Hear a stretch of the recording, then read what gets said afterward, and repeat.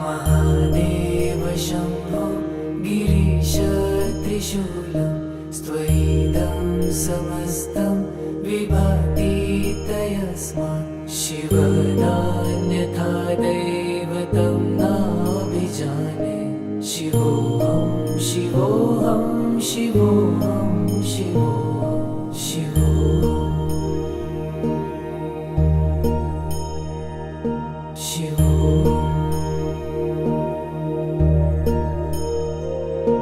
यतो जयतेदं प्रपञ्चं विचित्रं स्थितिं याति यस्मिन् यदेकान्तमन्ते सकर्मादिहीन स्वयं ज्योतिरात्मा शिवो